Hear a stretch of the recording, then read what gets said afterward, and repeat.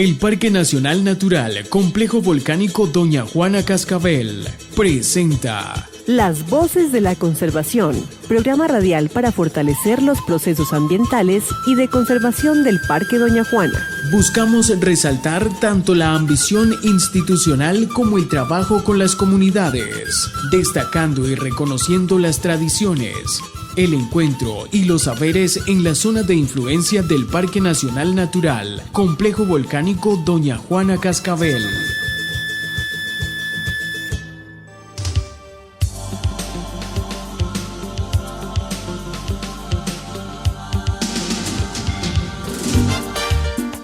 Amigos oyentes, bienvenidos una vez más a este su programa radial llamado Las Voces de la Conservación. El día de hoy estaré yo acompañándolos en este programa radial como es costumbre cada 8 días por esta misma emisora. Pronta recuperación para mi compañera Ángela Delgado, quien por motivos de salud hoy no nos puede acompañar en este programa radial. Recuerden amigos que este programa es traído gracias al Parque Nacional Natural Complejo Volcánico Doña Juana Cascabel. Aquí estaremos compartiendo experiencias, mensajes, compromisos relacionados con las actividades que adelanta el equipo técnico del Parque Nacional y de toda la comunidad adyacente a esta área protegida.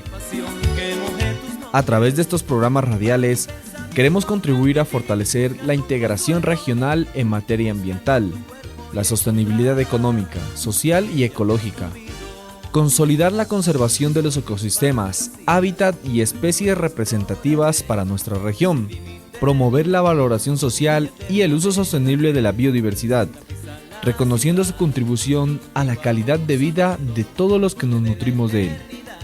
Hoy estaremos socializando el protocolo del qué hacer antes, durante y después de la ocurrencia de un sismo, ya que este 22 de octubre se realizó el Simulacro Nacional de Respuesta a Emergencias 2020. Y también hablaremos sobre los sismos que se presentaron hace pocos días en los volcanes Ánimas y Doña Juana, de los cuales el Servicio Geológico Colombiano, a través del gobernador de Nariño, publicaron un boletín extraordinario que nos informa de la situación de estos dos volcanes.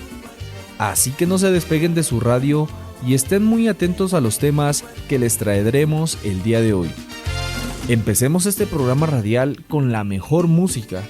Escuchemos el tema llamado Isla para Dos, del cantautor puertorriqueño Nano Cabrera.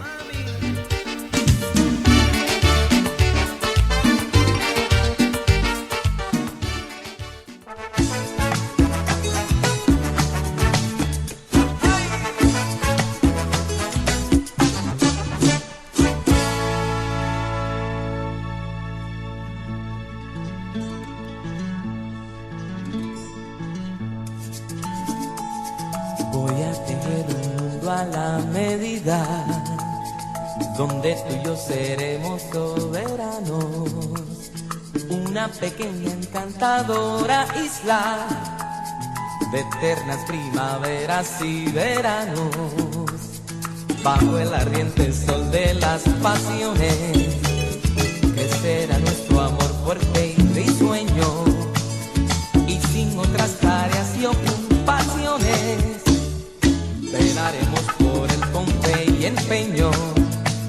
La tierra del fuego será mi magia por las aguas del romance, y con el color de nuestros sueños pintaré el cielo azul brillante y cantaremos en nuestra isla para ay, gozaremos en nuestra isla para cantaremos en nuestra isla para ay, en nuestra isla para dos.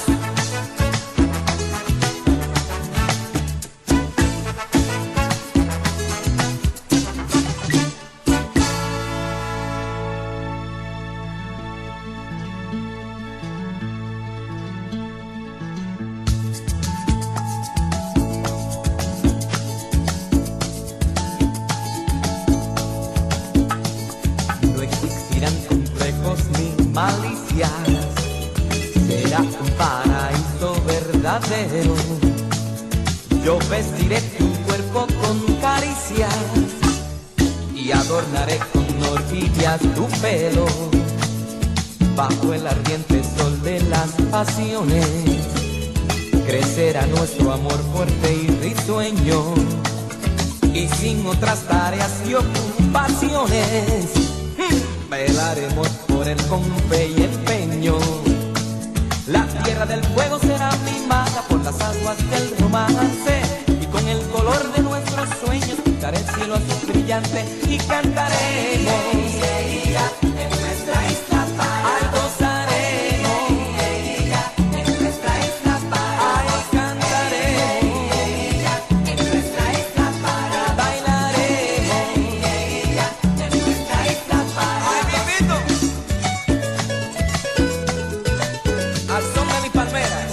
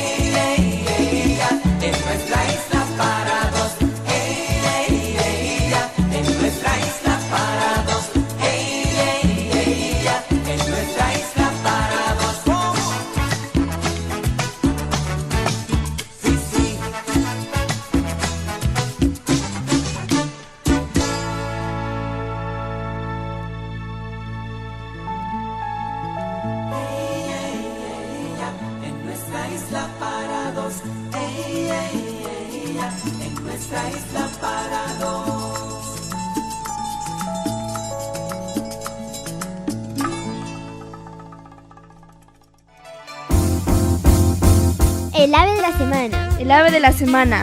El ave de la semana. ¿Has escuchado este canto?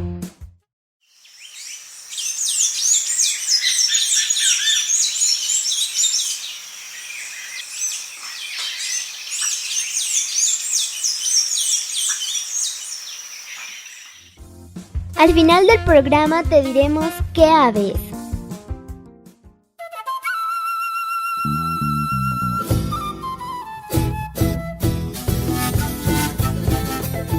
En esta oportunidad, primero vamos a hablar del protocolo del Simulacro Nacional 2020 de respuesta a emergencias.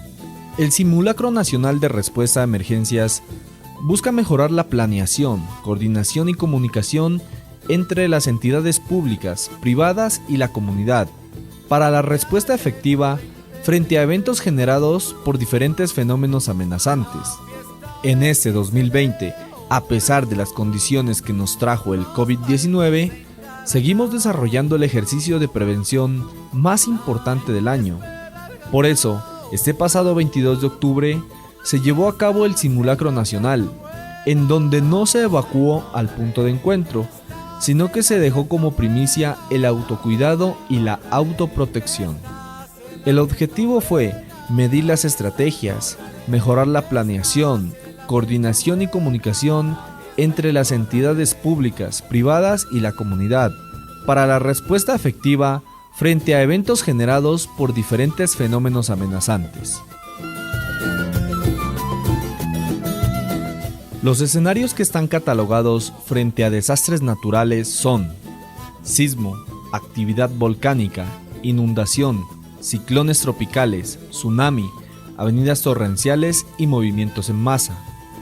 Para el caso de las poblaciones cercanas a nuestro Parque Nacional Natural, Complejo Volcánico Doña Juana Cascabel, los escenarios que más aplicarían de los desastres naturales son los sismos o terremotos, actividades volcánicas, movimientos en masa y avalanchas. Escuchemos ahora a la coordinadora de gestión de riesgo y desastres naturales del Parque Nacional Natural Complejo Volcánico Doña Juana Cascabel. Ella es la señora Jimena Rodríguez, quien nos habla sobre el Simulacro Nacional 2020, cómo se desarrolló esta actividad desde el área protegida y también nos regala algunos tips para afrontar cualquier de estas catástrofes naturales. Así que escuchémosla con gran atención.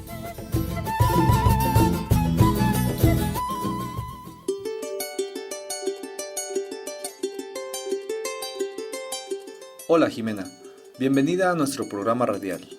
Muy buenos días, estimados oyentes, y gracias Alfonso por invitarme al programa. Bueno Jimena, empecemos contándole a nuestros oyentes ¿qué es un desastre natural? Bueno, se llama desastre natural a una serie de fenómenos de la naturaleza con gran intensidad que ponen en peligro la vida humana. Los desastres naturales solo reciben este nombre cuando un fenómeno afecta sensiblemente a una población en condiciones de vulnerabilidad. Esto quiere decir que no todos los fenómenos de la naturaleza son considerados desastres, sino solo aquellos que tienen una incidencia para las personas, como por ejemplo, si un terremoto cobra la vida de personas o destruye una ciudad, es un desastre natural. Pero si un temblor no deja daños ni víctimas que lamentar, simplemente es un fenómeno natural. Las comunidades adyacentes a nuestro Parque Nacional Natural, Complejo Volcánico Doña Juana Cascabel, ¿a qué desastres naturales se pueden enfrentar? Como bien sabemos, en el Parque Complejo Volcánico Doña Juana Cascabel tenemos 3 volcanes, Doña Juana, Ánimas y Petacas. Pero solo los volcanes que están activos, mejor dicho vivos, son el Doña Juana y Ánimas. Aunque el más activo en estos momentos es el Ánimas, ya que desde el 13 de octubre en la zona amortiguadora del volcán Ánimas se han registrado una cantidad de sismos, pero de una magnitud no mayor de 3 en la escala de Richter. Esta zona, por tener este complejo de volcanes, es una zona muy peligrosa y con alta probabilidad de ocurrencia de una actividad volcánica. Y esta actividad volcánica puede desencadenar sismos o temblores. Y por estos movimientos sísmicos, por tener altas pendientes e inestabilidad de los suelos, pueden ocurrir deslizamientos de tierra o movimientos en masa. Es por ello que el parque priorizó 5 riesgos, que son actividad volcánica, actividad sísmica, remoción en masa, incendios de cobertura vegetal y sequías. Alfonso, estos serían los riesgos que la comunidad de la zona con función amortiguadora podrían enfrentarse. Cuéntanos Jimena, ¿cuál es la dinámica desde la coordinación del subprograma de gestión de riesgos que maneja el Parque Nacional Natural Complejo Volcánico Doña Juana Cascabel? ¿Y cuál es la importancia de participar de los simulacros de desastres naturales que se realizan año tras año a nivel nacional? Alfonso, la dinámica que se tiene en el parque para el desarrollo de su programa de gestión del riesgo, primero es tener actualizado el plan de emergencia y contingencia por desastres naturales e incendios de cobertura vegetal del parque. Segundo, estar atento a los boletines diarios informativos que emite el IDEAM sobre el comportamiento del clima y de los boletines que emite el Servicio Geológico Colombiano sobre el comportamiento de los volcanes Doña Juana y Ánimas, ya que esta entidad tiene instalado un sismógrafo en estos volcanes para estar haciéndole un monitoreo y mantener informado sobre estos eventos al equipo del parque y a la comunidad. Tercero, participar de las reuniones de los consejos municipales de gestión del riesgo de los 5 municipios de jurisdicción del parque. Cuarto, realizar capacitaciones sobre estos temas como primeros auxilios a todo el equipo del parque para poder responder si llega a presentar un evento de gran magnitud. Y por último y más importante es la realización de jornadas de educación ambiental con las instituciones educativas sobre los riesgos naturales. Alfonso, es muy importante participar en los simulacros de respuesta temprana por la ocurrencia de un evento de desastre natural, porque entre más participemos de estas jornadas, más listos vamos a estar para afrontar un desastre con la calma que se necesita para salvaguardar vidas. O sea, que en el momento del desastre tener la calma y saber cómo actuar para salvar la vida de uno mismo, la de la familia y, si es posible, la de la comunidad. Por esto invito a todos que cuando hayan estas jornadas de simulacro participemos activamente, porque son muy importantes para salvar vidas humanas. Sabemos que son varios los desastres naturales a los que nos podemos enfrentar. Por favor, Jimena, ¿qué recomendaciones tendrías tú para darle a todos nuestros oyentes en caso de que nos enfrentemos a cualquiera de estos desastres naturales? Las recomendaciones que yo les daría serían, primero que todo, mantener la calma. Si es un sismo, hacerse en un sitio seguro donde no hayan ventanas. Puede estar al lado de un armario, al lado de una biblioteca, al lado de la cama, de una mesa o de un escritorio. Eso sí, escuchen bien, nunca debajo de estos elementos que acabo de mencionar. Se colocan en posición fetal o sentados en el suelo encogiendo las rodillas y tapándose la cabeza con las manos. Esperamos que pase el sismo y si estamos bien y no nos cayó nada encima, nos paramos, observamos que no haya elementos atravesados en nuestro camino y salimos. Pero antes cerciorándonos de que la llave del gas esté cerrado, que los tacos de la luz estén apagados y la llave del agua cerrada. Y ahí sí procedemos a salir a un sitio seguro. Es recomendable no salir a la calle porque allí nos vamos a encontrar con los cables de alta tensión, se pueden arrancar y hacernos daño, como también se pueden caer las casas vecinas y nos pueden lastimar. Hasta que no estemos seguros de que no corremos peligro al salir, lo haremos y saldremos a la calle. La otra recomendación que debemos tener en cuenta es tener un plan familiar de emergencias, que todos los que habitan la casa conozcan el sitio seguro donde se deben hacer en caso de que ocurra un sismo. Saber dónde están las llaves del agua, los tacos de la luz, al igual que para cerrar el gas. Tener siempre a mano un maletín cerca a la puerta y en un sitio seguro. Y en ese maletín que contenga agua potable, comida enlatada con fecha vigente, linterna con pilas, un radio de pilas, una muda de ropa limpia y un pito. Estos elementos se deben estar revisando periódicamente por la fecha de vencimiento de los alimentos enlatados. Muchas gracias, Jimena, por haber estado en nuestro programa radial. A ti, Alfonso, muchas gracias por la invitación y darle la importancia a estos temas que sirven mucho para salvar vidas humanas en caso de un desastre. Muchas gracias.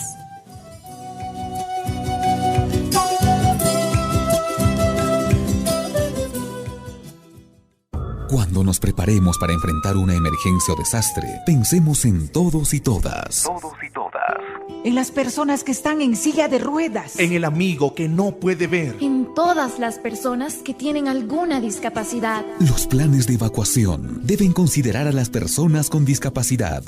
Ellos también merecen un mejor trato. 13 de octubre, Día Internacional para la Reducción de Desastres. Viviendo con discapacidades y desastres. Participa de las actividades e infórmate en www.13octubre.yindo.com. Las voces de la conservación. Programa radial para fortalecer los procesos ambientales y de conservación del Parque Doña Juana.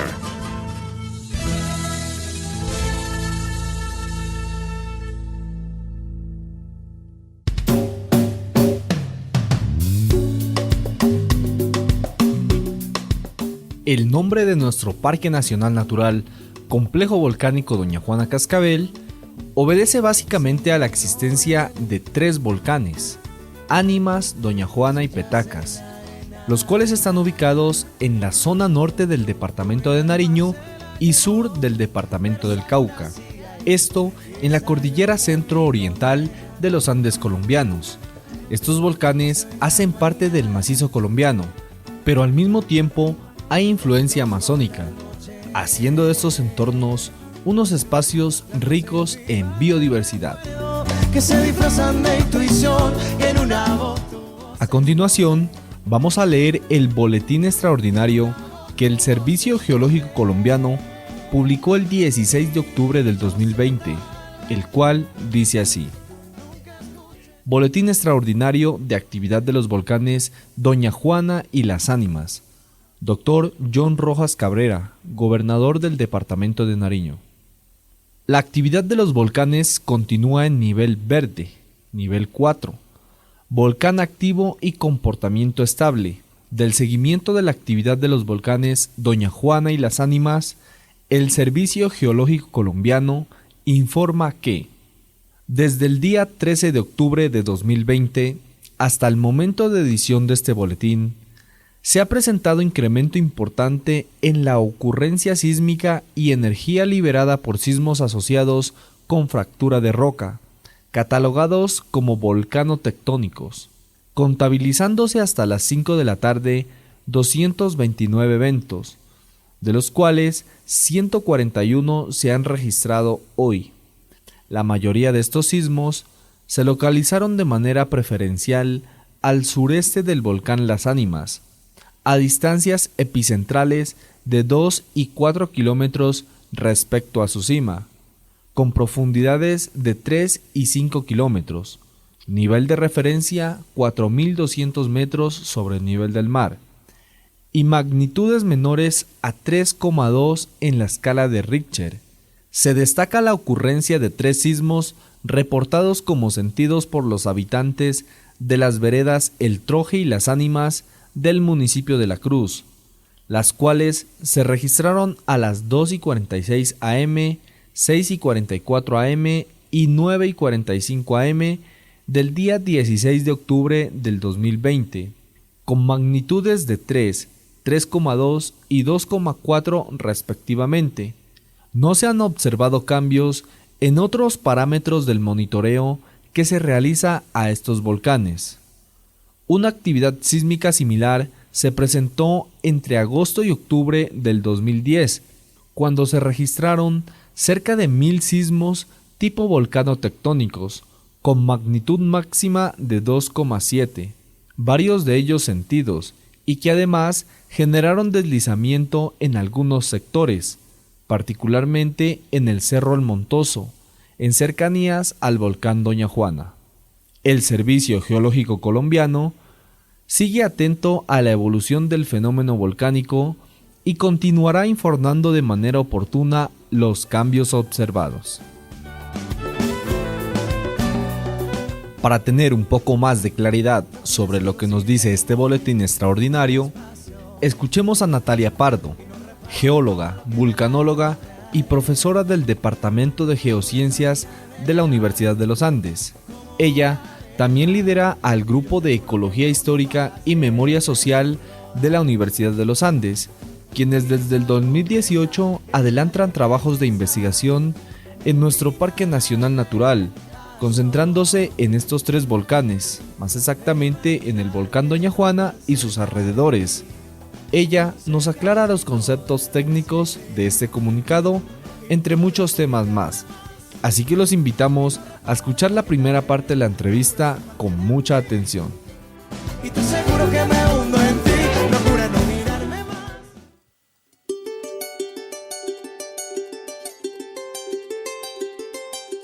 Hola Natalia, es un gusto tenerte nuevamente en nuestro programa radial llamado Las Voces de la Conservación. Bienvenida. Hola Alfonso, es un gusto estar con ustedes nuevamente. Bueno Natalia, hace pocos días el Servicio Geológico Colombiano dio a conocer un boletín extraordinario sobre la ocurrencia sísmica y energía liberada por sismos asociados con fractura de roca, catalogados como volcano-tectónicos en los volcanes Doña Juana y Ánimas.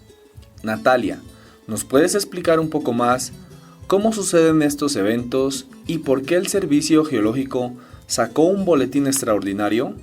¿Será que los volcanes van a hacer erupción? ¿Debemos estar preparados para dichos eventos?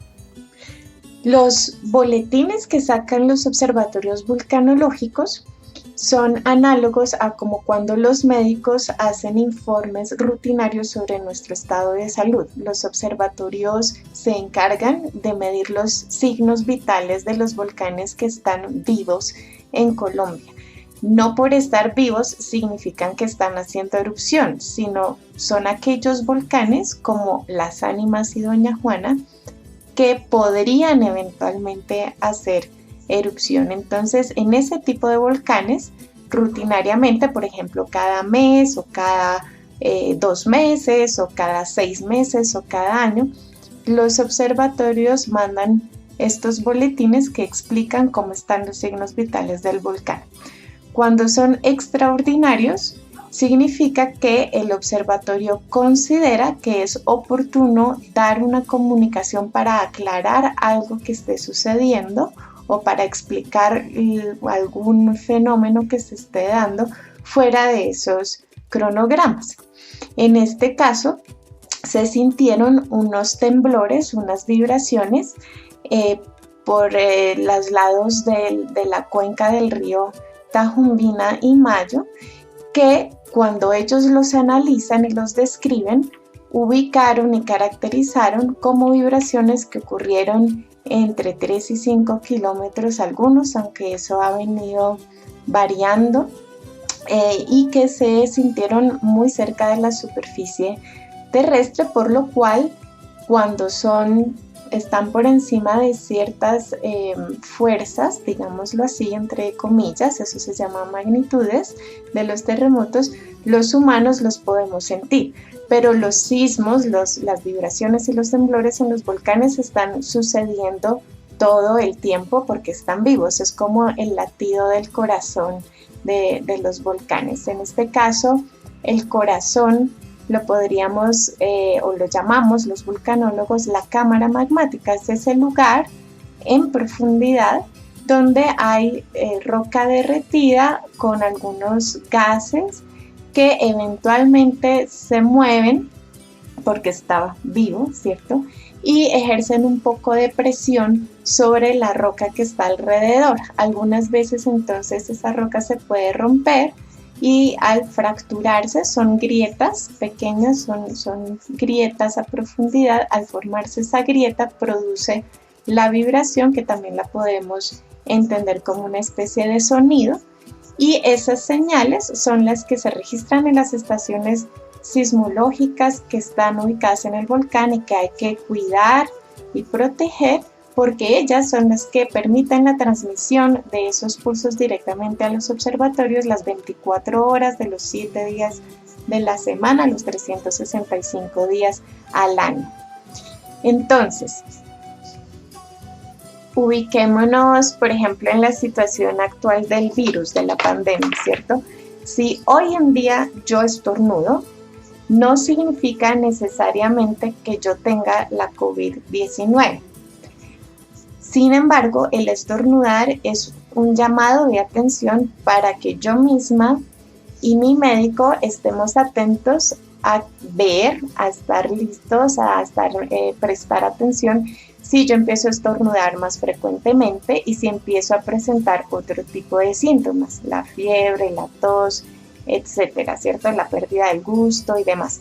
Asimismo, los funcionarios del Servicio Geológico y a través del Observatorio de Pasto principalmente nos mandan los comunicados como ese llamado de atención a decir: está temblando, pongamos más atención a ver qué pasa.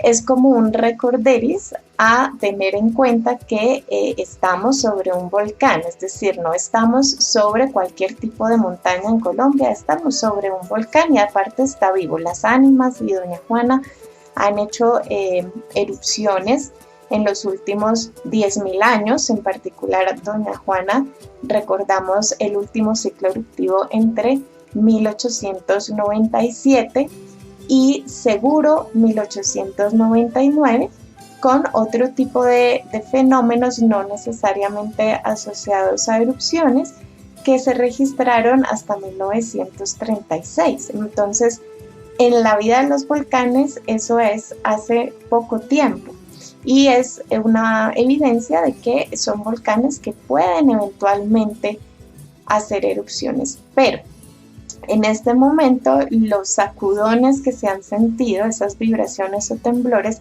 son simplemente ese recuerdo y por eso el observatorio dice: acuérdense, ¿no? Aquí puede temblar. Nada más, no está pasando absolutamente nada más. Hay un punto muy importante del comunicado que es el que debemos entonces simplificar o tener presente, y es que está en estado de actividad verde. Eso significa que el volcán está estable. Los volcanes vivos y estables tiemblan. Incluso algunas veces pueden sacar algunos gases, pero no significa que vaya a hacer erupción. Afortunadamente, cuando un volcán como como las Ánimas y Doña Juana van a entrar o deciden o llega el momento en que es hora de hacer su trabajo en el planeta y hacer erupción, afortunadamente empiezan a mostrar cambios en sus signos vitales. empiezan a no solo a temblar mucho, muy frecuente y cada vez de manera más superficial, sino que también empiezan a cambiar las temperaturas de las aguas termales, por ejemplo, empieza a inflarse. Entonces los observatorios tienen, así como cuando uno va a estornudar que se hinchan los pulmones un poco y después sale el estornudo, el volcán también se infla un poco y ese cambio que es chiquitititico lo pueden medir estas estaciones que son muy importantes que cuidemos. Y ellos nos están, entonces, como ellos están, varias personas, no una, son muchas personas especializadas leyendo todos los signos vitales del volcán, no solamente los temblores. Entonces tienen la capacidad de ir aumentando gradualmente el nivel de atención, el aviso al nivel de atención que tenemos que tener. Entonces, un volcán que está tranquilo, aunque tiemble, está en estado verde, como Las Ánimas y Doña Juana. Si empiezan a presentar varios cambios, no solo en los temblores, pasa al nivel amarillo, después al nivel naranja y por último, cuando ya la erupción es inminente o está en curso, estamos en el rojo. Normalmente la decisión de evacuar es cuando los avisos están en color naranja, entonces estamos muy lejos de esa situación en este momento. Lo que se recomienda cuando estamos en estado verde es que aprovechemos que no está pasando nada para empezar a planear, por ejemplo, dar los líderes comunitarios, empezar a hacer una lista de chequeo, digamos, de revisar, bueno, entonces, ¿quiénes somos? ¿Cuántas familias vivimos aquí? Sobre todo, muy cerca al volcán y a lo largo de los ríos que comunican el volcán con los valles principales, que en este caso es el Patía, ¿listo? Tanto el Juanambú como el río Mayo finalmente desembocan en el Patía.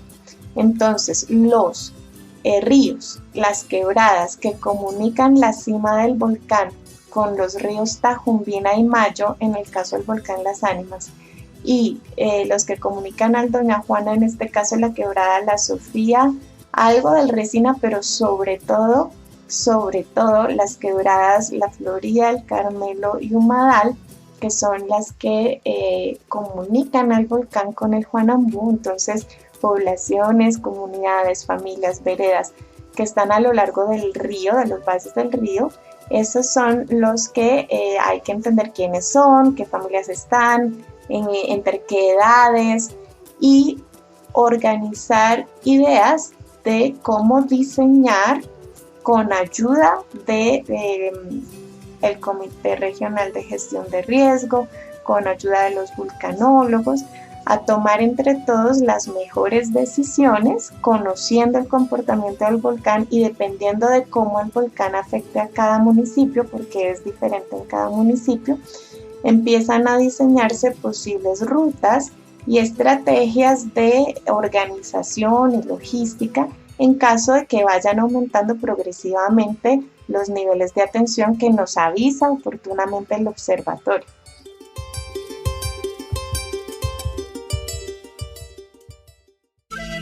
Las Voces de la Conservación, espacio que se transmite por las emisoras comunitarias de la zona de influencia del Parque Doña Juana.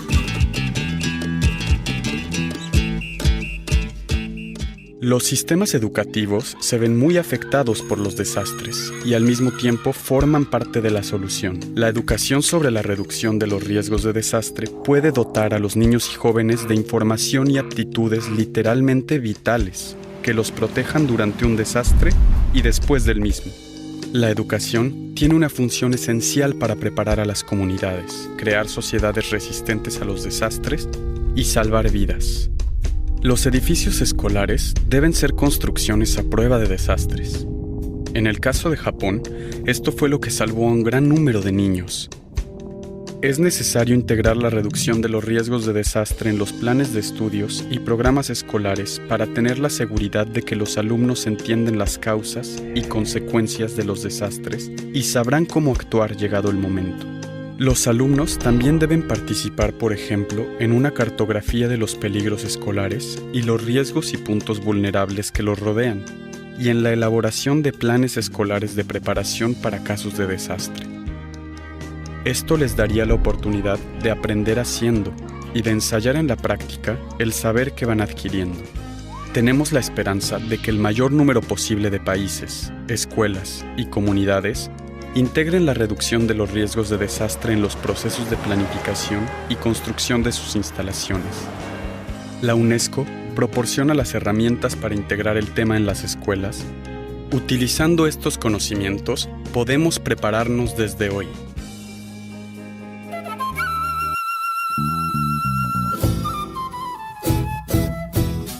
Ahora escuchemos la segunda parte de la entrevista realizada a la vulcanóloga y geóloga Natalia Pardo, quien nos habló sobre los movimientos en masa que causan los sismos provocados por la actividad volcánica y qué estrategias se están implementando para dichos eventos.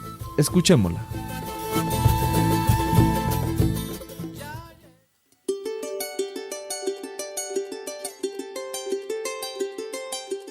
Como bien sabemos, estos sismos pueden causar movimientos en masa en algunos sectores aledaños a nuestros volcanes, y al parecer, uno de estos sectores y que más se ha visto perjudicado es el Cerro Montoso.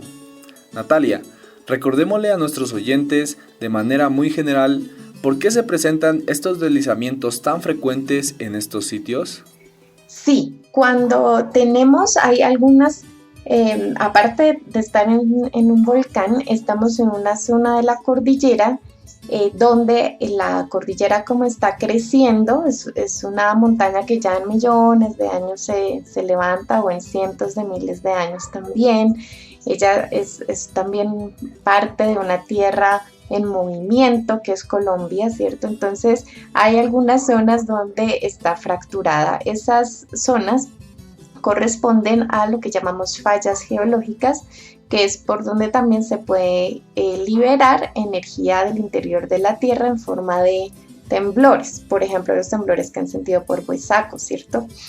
Entonces hay una de esas fallas que va por Montoso y que también entonces controla las quebradas La Humadal y algo de La Palma, Las Juntas y Ciénaga, del otro lado hacia Ánimas, ¿cierto?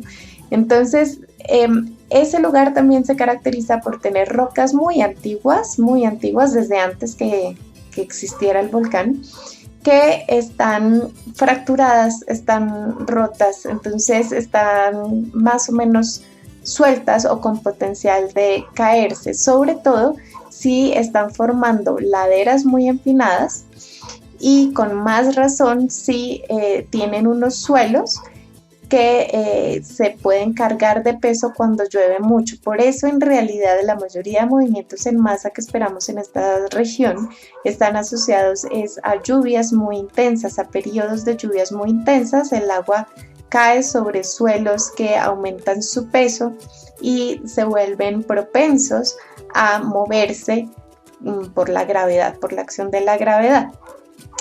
Y una zona bastante débil, digámoslo así, que se puede mover fácilmente es justamente las que estoy mencionando, Montoso, y hacia el otro lado, cerca de la desembocadura de La Palma, Juntas, El Cajón, esas quebradas.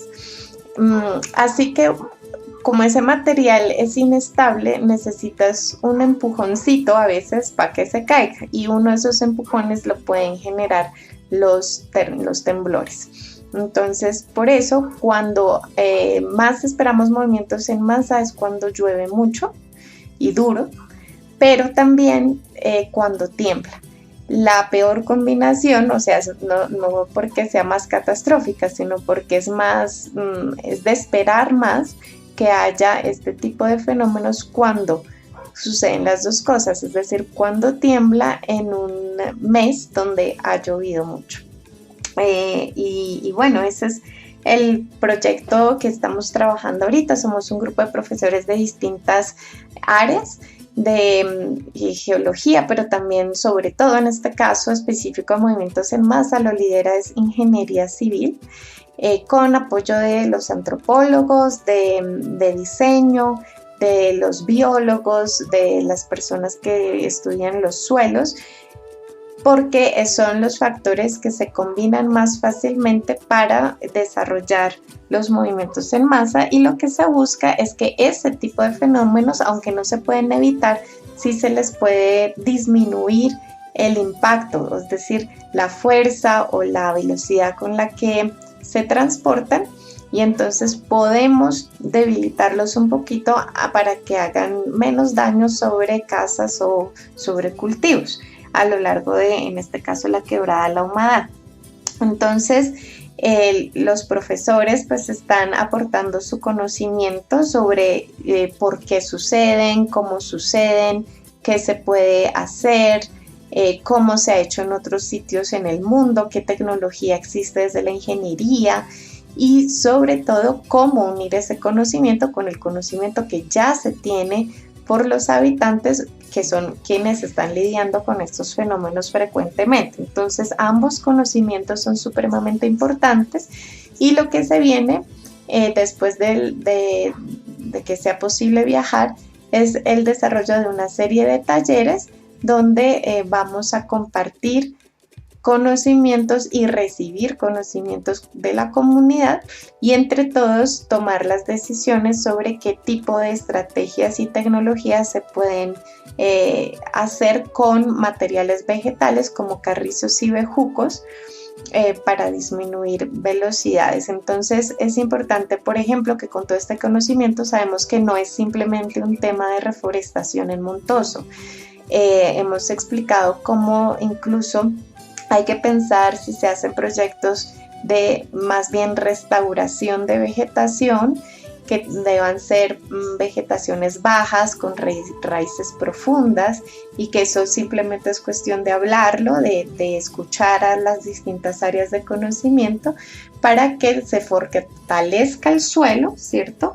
Se le quite a ese suelo también la capacidad de cargarse de agua cuando llueve, más bien ayudar a que las raíces pasen el agua a zonas más profundas de la tierra, que eso también es bueno para los reservorios de agua, y que entonces el material se deslice menos o en menos volumen, o que si lo hace se pueda atajar con unas mallas vegetales para que no viajen tan rápido. Entonces es una unión de ideas y de estrategias, no es una única, donde salen conocimientos desde la ingeniería con conocimientos desde la biología, desde las ciencias del suelo y desde las comunidades que habitan. Entonces la idea es ahorita contar lo que hacemos en el radio, lo que hemos avanzado hasta ahora, y empezar a escuchar opiniones y saberes locales, y el próximo año, ojalá, si ya podemos viajar, empezar a hacer los talleres y diseñar un primer piloto. La ventaja de este tipo de tecnologías que estamos con ganas de implementar es que se pueden hacer con materiales y conocimientos locales. Entonces puede centrarse todo el desarrollo en la comunidad. Y bueno, entonces espero que nos escuchen. Estamos en Las Voces de la Conservación, como ya dijo Alfonso, y también si quieren escuchar todos los programas que se han hecho hasta ahora, pueden buscar en YouTube el canal del portafolio, es decir, del grupo del equipo de trabajo que se llama Ecología Histórica y Memoria Social. Entonces cogen las iniciales de esas palabras, HMS en mayúscula, la buscan en YouTube, debe aparecerles el canal y ahí están montados todos los programas. También de vez en cuando los vamos compartiendo en la página de Facebook Ecología Histórica y Memoria Social. Eso para este tipo de preguntas sobre movimientos en masa, pero hacemos muchas más cosas. También estamos diseñando un sendero en el cual apoyan mucho las ideas de los profes de las escuelas y que podría servir para futuros intentos de programas turísticos, pero con contenido vulcanológico, arqueológico, biológico, Entonces estamos en esos diseños. También se está diseñando una novela gráfica, se llama, que es una traducción del conocimiento científico sobre el volcán a una historia que sea más cercana a ustedes. Bueno, estamos haciendo muchas cosas. Obviamente trabajamos de la mano del Grupo de Geología de Volcanes del Servicio Geológico y con otras universidades para poder seguir construyendo este conocimiento juntos.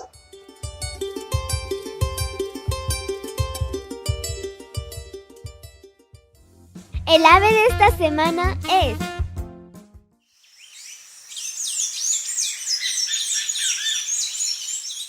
A nuestra ave invitada de hoy se le conoce con el nombre de verdelejo y en muchos lugares también le dicen tángara palmera o tángara verde.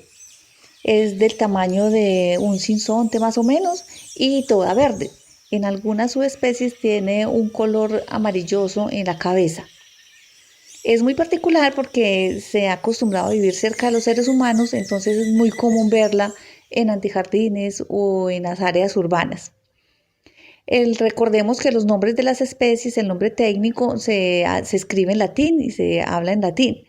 Esta especie en latín tiene el nombre de Traupis palmarum. Traupis se traduce como tángara y palmarum quiere decir palma, porque este es el sitio preferido de esta especie. Le encanta posarse en las palmas, le encanta comer palmas, pero sobre todo le encanta hacer los nidos en las palmas y allí es donde usualmente cuida sus crías. Esta especie responde a los comederos cuando en los antejardines se colocan frutas o se coloca alimento para aves. Ellas siempre llegan ahí, usualmente están acompañadas de los azulejos y aunque son muy territoriales y pelean entre estas dos especies, les gusta estar juntas y compartir los mismos espacios. En el Parque Doña Juana también disfrutamos de su presencia y por eso la traemos hoy como una invitada especial a nuestro programa de las Voces de la Conservación.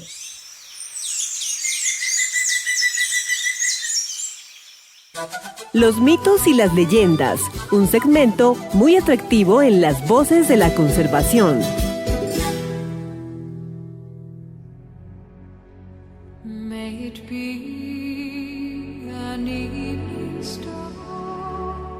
Los mitos y las leyendas son en realidad parte de nuestra rica cultura popular y sobreviven mediante la transmisión oral.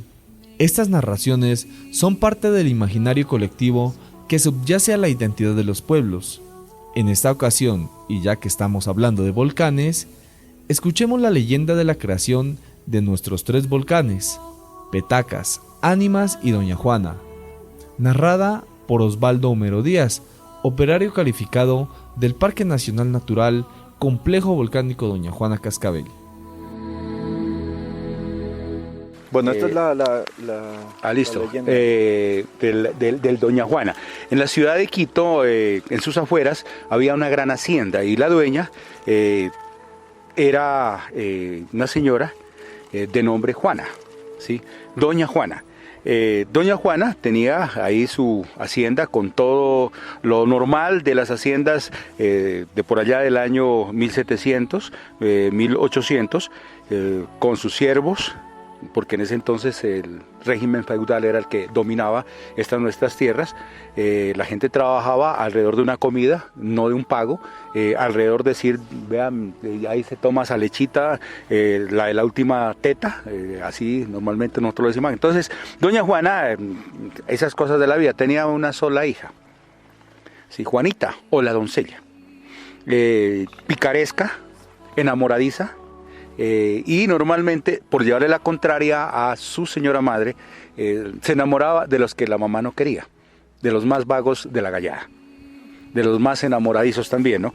Y entonces esa leyenda dice que quien le sacaba la piedra, como dicen hoy en día los jóvenes, a la mamá Juana, era un joven llamado Pedro. Entonces, tras de Pedro, siempre estaba la niña doncella. Ella, por supuesto, estaba muy aburrida con su mamá, porque la obligaba a rezar el rosario todos los días, que era muy típico de las viejas de la época, que eran tropeleras, y entonces a las 7 de la noche la arrodillaba hasta las 10 de la noche, con toda la servidumbre, a rezar todos los pasos que tenía en esa época el Santo Rosario, y lo hacía en latín, como para que lo entendieran mejor, ¿no? Entonces, la única que sabía el latín parece que era ella, porque los otros no tenían ni idea, pero tenían que llevarle la corriente. Un buen día se le presentó un buen negocio a la mamá Juana, a doña Juana, pero tenía que desplazarse hasta la ciudad de Guayaquil.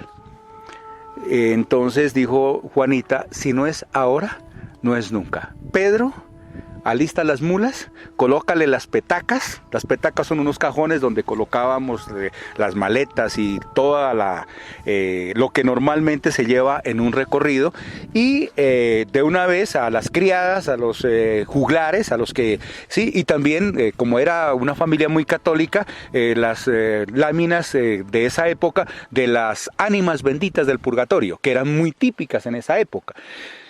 Y arranquemos. Petacas, ánimas benditas del purgatorio. Y entonces, ante esa situación, pues Pedro ya se asustó, ya vio que la cosa era negra, ya lo obligaban a, sí, pero le tocó que arrancar y hacia el norte. La apuesta de ellos era llegar a la ciudad de Popayán. Y entonces ellos pasaron por muchos sitios, por muchos centros poblados, obvio, indígenas de la época. Ellos dicen, llegamos a un gran cañón muy hermoso. Y ese gran cañón, habían muchos pueblos indígenas, y ahí tuvimos que pedir ayudas porque ya las providencias se nos estaban acabando. Y ellos hablan de que en ese cañón había, sí, como el respeto a una señora de la Peña.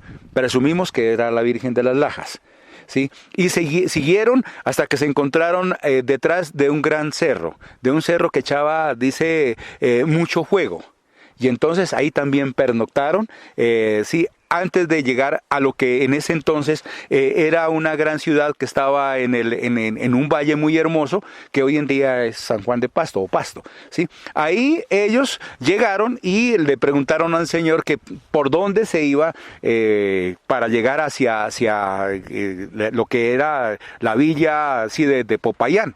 Entonces los señores les dijeron, si ustedes, y en especial usted, niña bonita, se va por el camino principal, el de la Venta Quemada, que es hoy en día La Unión, Nariño, ahí la van a atracar, ahí la van a matar, ahí van a acabar con ustedes y les quitarán las pocas pertenencias. Es mejor que se vayan por el camino de las montañas. Entonces, pues se van a demorar mucho más, pero por ahí van a tener la seguridad de que van a avanzar sin ningún problema. Entonces decidieron arrancar por el sector que en esa época, dicen, tenía unos nombres muy extraños, pero ya se hablaba de un pueblo de indígenas que venían del otro lado de la montaña, de un gran cinturón Kamsá e Inga. Entonces ahí encontramos el poblado de Aponte. Claro, el Pedrito, muy enamorado de unas indiecitas muy bonitas, él siguió ahí chumado, tomando trago, o sea, la suay, la chicha. Y Juanita, preocupada por su mamá, que tenía ínfulas también de bruja, dijo, yo sí continúo. Ella siguió adelante con sus criados, unos cansados, las mulas un poco atrás, ella preocupada, adelante. Cruzó una gran mole de montaña. Después se descolgó otra gran mole de montaña, muy cansada, se recostó sobre una punta muy hermosa, igual a ella, ahí estaba descansando, cuando de un momento a otro empezó a sentir un viento frío, muy frío. Resulta de que llegaba de la ciudad de Guayaquil, su señora madre se da cuenta de que su hija se ha marchado con algunas pertenencias y joyas que eran muy íntimas de ella. Se pone muy, como decimos por acá en nuestras tierras, bejuca, le lanza una gran maldición y voy por ti, hija malagradecida. Continúa ella el recorrido, llega por supuesto a la ciudad de Pasto y ahí le dicen, un grupo no cogieron por acá sino por el camino de las montañas. Cuando Pedro se da cuenta que llega la mamá Juana, trata él de seguirla, pero la mamá Juana continúa, llega al gran volcán Doña Juana y alcanza a ver a la distancia que allá va su maldita hija. Y desde ahí le lanza la maldición. maldita, te quedarás convertida en piedra en el lugar donde estás. Fue tan fuerte la maldición que sí, la acobijó a ella y después de ese frío inmenso siente el calor y queda petrificada y queda encantada en ese sitio donde hoy en día le denominamos el Cerro de la Doncella. Se devuelve a la maldición. Las 4 mulas con sus petacas iban cruzando 4 puntas que son la parte final del volcán Petacas. Y ahí dicen los campesinos que se ven las mulas.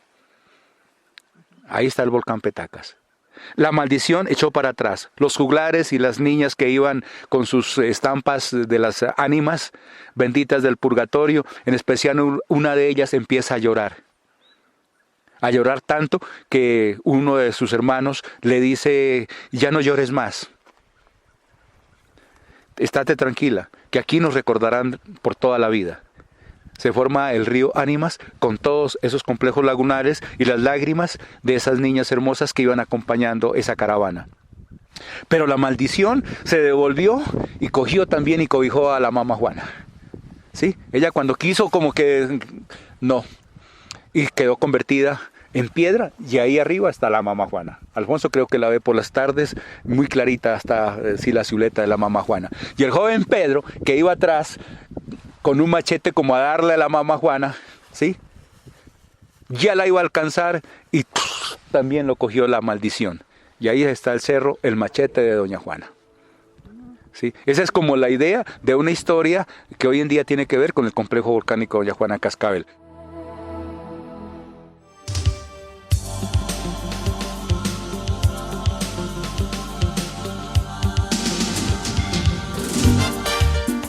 Muy bien, amables oyentes, fue muy grato haber compartido con todos ustedes otro espacio más de las voces de la conservación. Así llegamos al final de este espacio radial.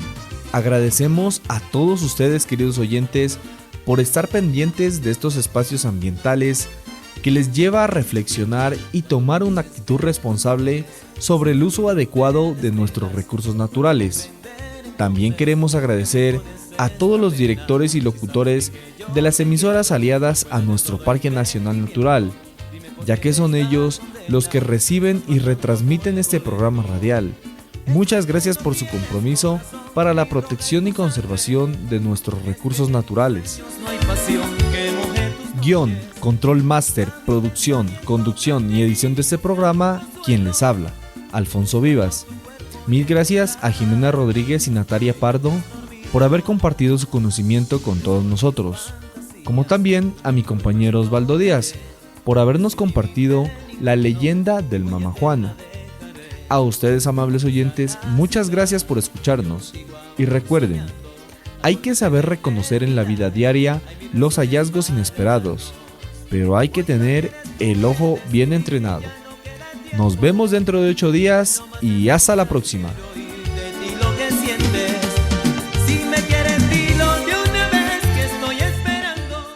El Parque Nacional Natural, Complejo Volcánico Doña Juana Cascabel, presentó Las Voces de la Conservación, programa radial para fortalecer los procesos sociales e información, educación, recreación e intercambio de conocimientos, así como estrategias de gestión para la conservación y producción sostenible en áreas adyacentes al Parque Nacional Natural, Complejo Volcánico Doña Juana Cascabel.